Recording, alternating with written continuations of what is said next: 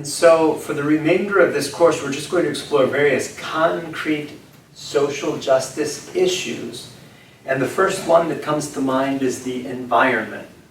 So we're going to explore a number of issues. I'll explore some. All of us will participate in exploring some. And simply seeing what it is that our faith might tell us about these issues in light of Catholic social justice teaching. So let's begin with the environment, the world in which we live, the resources that we have on this earth. What should we be doing with them? It's a serious concern for me. We all know that I was a Franciscan for 20, 25 years of my life, which simply means that I have a problem. Yesterday, I was holding an empty water bottle, a plastic water bottle, and the person I was with suggested that I could throw it away right there. And I told that person, this plastic bottle could light a 60-watt light bulb for 6 hours. I could throw it away and it'll go to a landfill. Ethically, I have difficulty doing that because I just know that there are going to be future generations where we could be, rather than burning more coal or using other energy to power that 60-watt light bulb for 6 hours, you can use my bottle. Here's my plastic bottle, I don't need it anymore. Use that to power that light bulb rather than something else. It is such a moral issue for me that I'm tempted to say, let's put the recycling bins at Holy Family Catholic Church. I will take them home on Sunday and make sure they get out of the recycling. It pains me every time I see a plastic bottle being thrown away. I'm thinking, so let's talk about the environment, what we could be doing for the environment. Let's go back to St. Augustine of Hippo. St. Augustine in his book, The Confession, says that all is passing and temporal.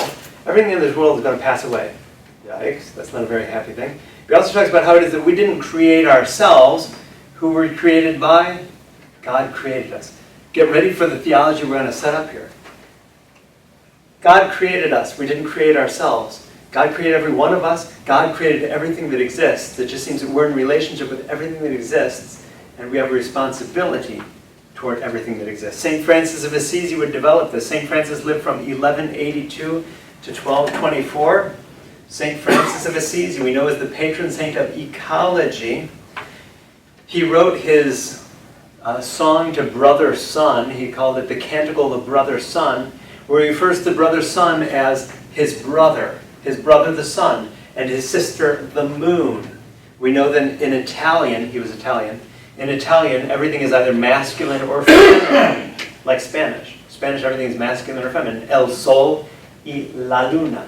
St. Francis in Italian was thinking that same way. He was thinking of El Sole, the sun, as his brother, y la luna, the moon, as his sister.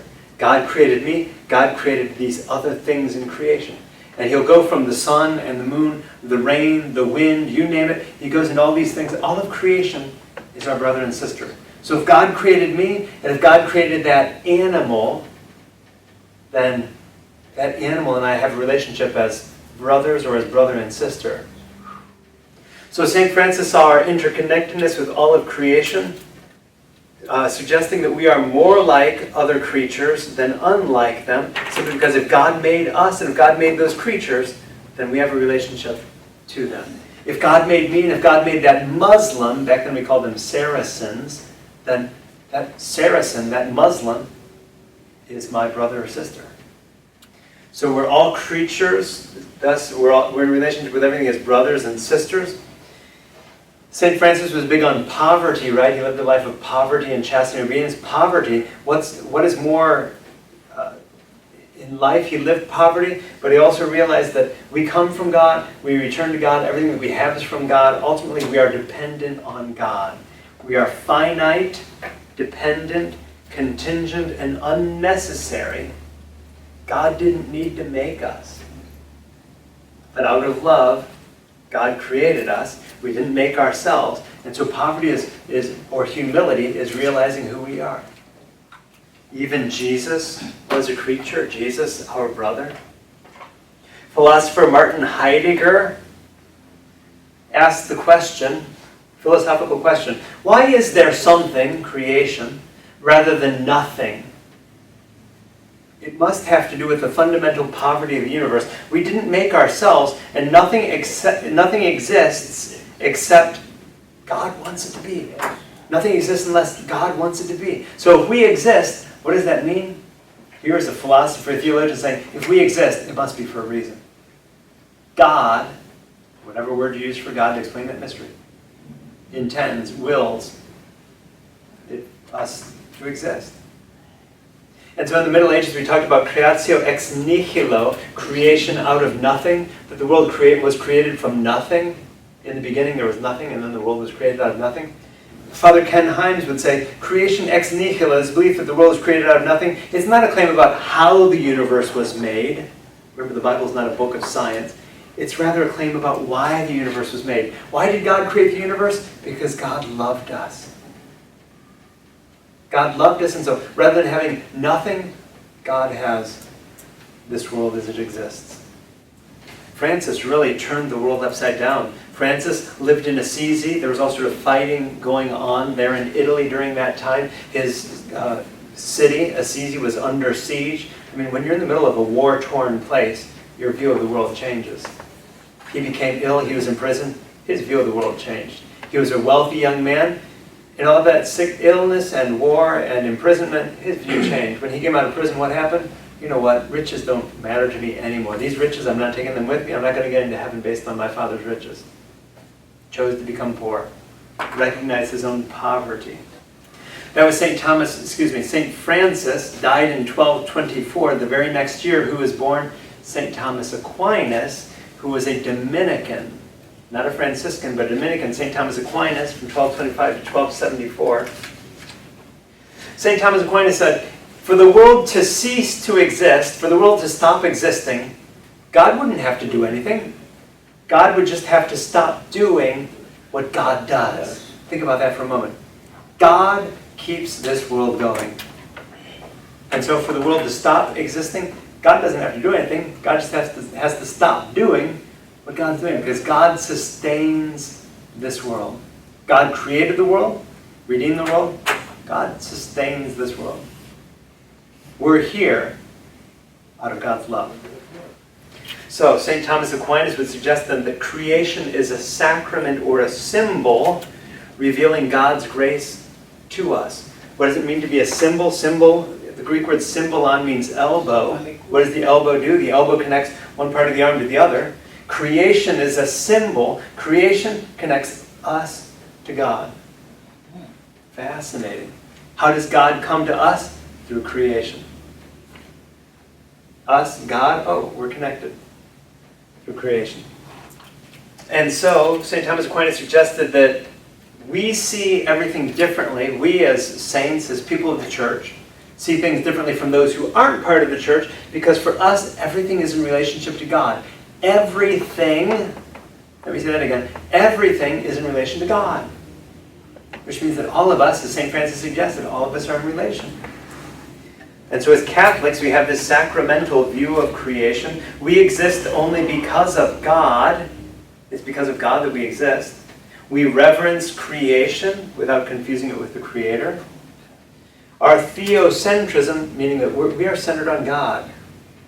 Our belief system isn't centered on the human being or on this world. Our belief system is centered on God. And because God created everything, all creation is one, and we're all creatures with everything that exists.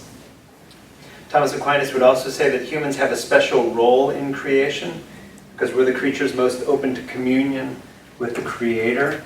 Think about it for a moment. What was Jesus? Jesus was a creature, but Jesus was also God. God is Creator. Jesus was the Creator and the creature in one person.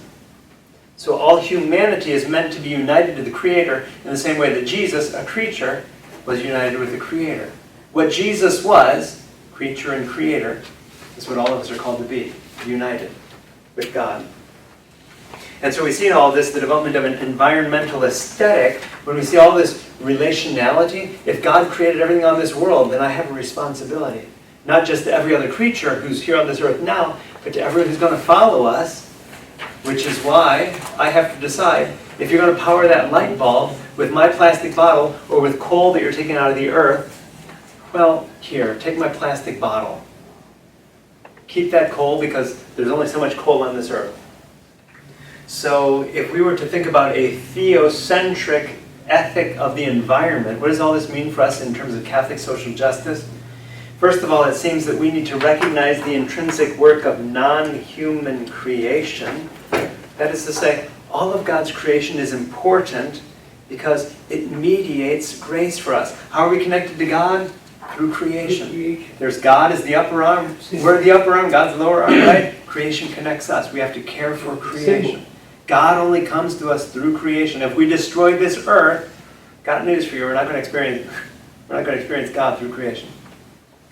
And so in order to do that, we need to overcome this instrumental rationality. Instrumental meaning that we can use the earth and its resources. Just throw that bottle away. Wait a minute, right? We're using that bottle as an instrument. Wait a minute. We need to be thinking about our responsibilities here.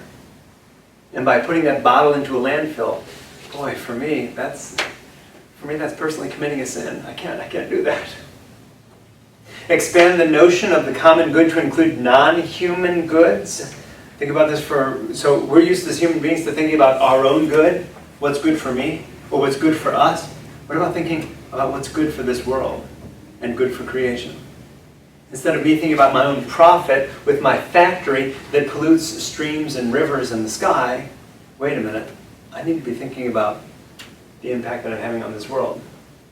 So we expand the notion of the common good to include other goods like nature. We also expand our notion of the common good beyond any political state, meaning I love the United States of America, but the United States alone is not going to be able to cure acid rain or depletion of the ozone layer, etc. All of us around the world, we've got to find a way to work together to steward the resources of this earth for future generations. So we have to work together. We have to place the common good over our own self-interests, right? Rather than just us focusing on what's good for us and for our people and our country. No, what's good for our earth. Ideally, we would translate those attitudes into public policies that regulate common goods. Just imagine for a moment if we made a law in Austin, Texas, that rather than throwing out your plastic bags, that you had to bring your bags to the shopping store with you. Oh, who would create such a crazy law? What's that doing? That's creating a policy that impacts the environment, hopefully, right? That instead of using a bag and throwing it into the landfill, that we would be reusing various resources. Ooh, that seems to me that's in line with Catholic social justice. And that's an example then of public policy looking after common goods, the stewardship of this earth. I don't know about you, it's inconvenient to take my bags into the store every time, but I'll do it for the sake of our children and grandchildren and their children. Well, we're doing it now, you know. Yeah. So essentially, in order for us, when we're thinking about the environment, we also have to think about economic justice. Why? Because there are different concerns that cross from the environment into economic concerns. Because why is the environment so destroyed as it often is? Because of economic concerns. Someone's going to get rich at the expense of our environment. So it seems that one of the reasons we've destroyed the environment is because of focusing on money, the economic returns. And so the economic burden for the environment, it seems, should be relative to the damage that you've done to the environment. How much you should pay to help clean up the acid rain or ozone situation or whatever it is, probably depends on how much you've impacted yourself.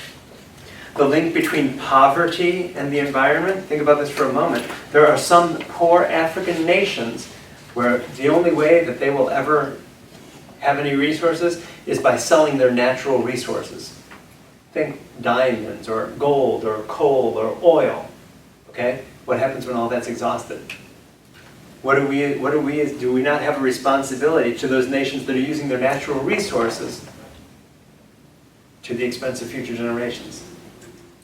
And just paying attention to how it is that we harm the environment in other ways, whether it's through our farming and pasturing techniques, whether it's our birth rates. There are so many ways in which we are impacting the environment and we're impacting future generations. Which is why, back when we studied Catholic social justice, Father Ken Himes, a Franciscan, he would always say, if the entire world were a little village, right? If we took the big world, instead of thinking about the big world, if we just thought about our own little village, say at Holy Family Catholic Church, if we were the world, 65% of us would be illiterate, meaning 65% of us wouldn't know how to read. 80% of us would not speak English. Only 20% of the world speaks English. 70% of us wouldn't have drinking water in our homes. Think about that. We all take that for granted here in this country club, which is the United States. 70% of the world doesn't have drinking water in their homes. 80% of us have never flown in an airplane. 7% of us own 60% of the land, and 7% of us use 90% of this world's energy. That's an indictment.